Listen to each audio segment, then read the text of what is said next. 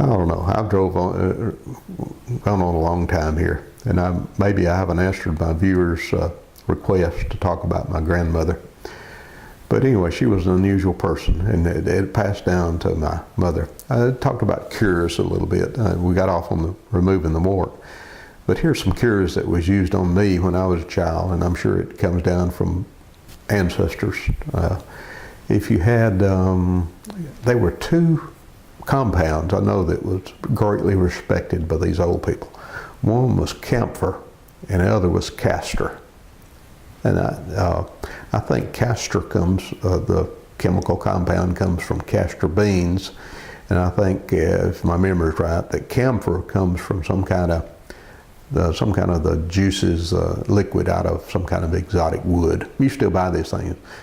Camphorated oil. If you go to the druggist, you can find camphorated oil or castor oil.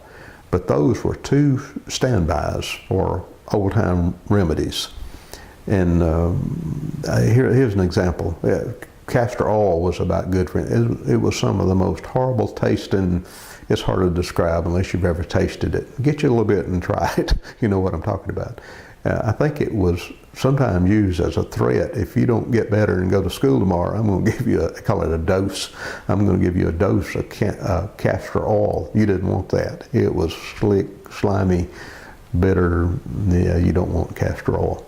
But they used it for indigestion. They used it for if you had a bad place, a sore or whatever on your skin, they would dab it with this stuff, and it was supposed to cure it. And it's used for legitimate things, but that was one thing, was castor oil.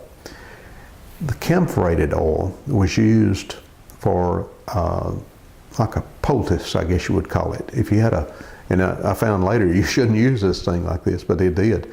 If you had a sore throat or a congestion in your head or whatever, they would put this stuff on the stove and heat it up and then let you inhale it. And it was very, very strong aroma to it, and it would just make your eyes water and for sure loosen up your nose. But that's a no-no now. It's dangerous to do that. And they also, if you had a sore throat, they would take a warm cloth and they would bathe your throat with this camphorated oil and put that warm cloth over it.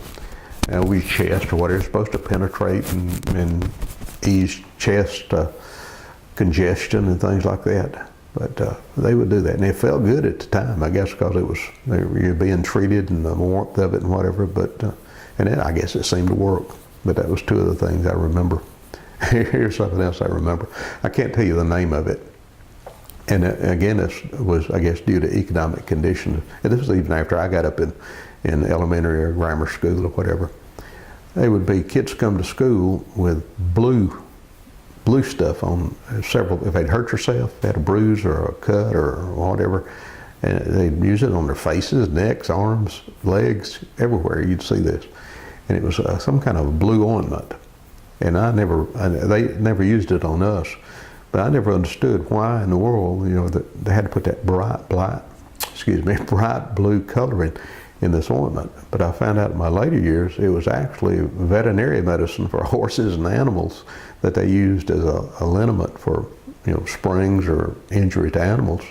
And people were actually taking this stuff and putting it on kids. They'd come to school with the blue splotches all over them. Somebody probably knows the name of that medicine. It was bright blue. And it, like I say, it's a liniment for animals or whatever. If you know the name, you might put a comment on that. Tell us what those kids were wearing to school. But I think I'm going to try to end this. I don't know if I've done a good job talking about my grandmother or not, but maybe it'll answer. This particular viewer has asked me several times to please do a video about your grandmother. And if this is not enough, I might could go back and do some more, maybe, and tell you even more about her. But she was a strange and unusual woman. And like I say, I wasn't real close to her, but she was unique enough that I remember things about her. And in my older years, I appreciate her being my grandmother, in that if she had been just a plain old grandmother, I wouldn't have these memories and stories to tell about her. And I noticed that she all of her children kind of went along the same lines too, as far as their beliefs and thoughts. Let me tell you about my Uncle Howard. Now, some of my cousins may watch this, but I think they'll get a chuckle out of it. You had to make do back in those days. And that's my mother's oldest brother I mentioned before that became a barber. People didn't have real good dental care back in those days. They would lose teeth from the lack of care and not be able to go to the dentist, and finally they'd lose all their teeth. And you could get dentures back in those days, but I guess they didn't fit that good, and they weren't all that great, I guess. So Uncle Howard finally lost all his teeth, had them all pulled when they got bad because they were bothering him, whatever. I can't remember what age he was. I can remember seeing the teeth, but I can't remember what age he was when this happened. But here's something about my mother's side of the family. They had talents. Now, again, I don't know if it comes from Cherokee or whatever, and I guess I've got a few of them. They were very good at crafts. They were good at words. Poetry. A lot of them wrote poetry. Not so much musicians, but whittling. And I've got some cousins that just do great on whittling things out, cutting things out with a knife out of wood. Let's see what else. Artwork. Several of my aunts and one cousin, just a great little artist, self-taught. I mean, it's just in the genes, evidently, that they were artists and things like that. It's not true on my father's side of the family, but it's true on my mother's side of the family. They were artists and good gardeners and loved flowers and plants and all this stuff. But anyway, back to my Uncle Howard. Lost all his teeth. Didn't want to couldn't pay the price for a set of dentures. And he thought that since he was a whittler, that he was a carver, he could do better. Now, I may not have this exactly right, but it's the way I remember it. Cedar is common around here, red cedar. And red cedar, it kind of has a smell and whatever, but you can put it in water and it won't ever rot and get insects in it. So it's something real good that you could use in a wet environment. So he took some cedar and he fitted this himself.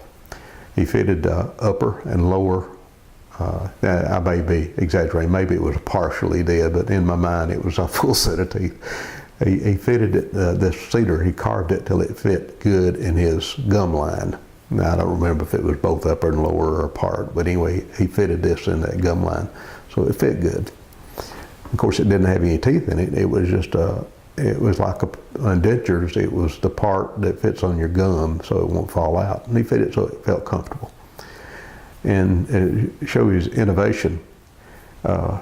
He had to come up with something to act as the teeth. And the cedar's kind of red. That wouldn't look very good if you had red teeth in your mouth.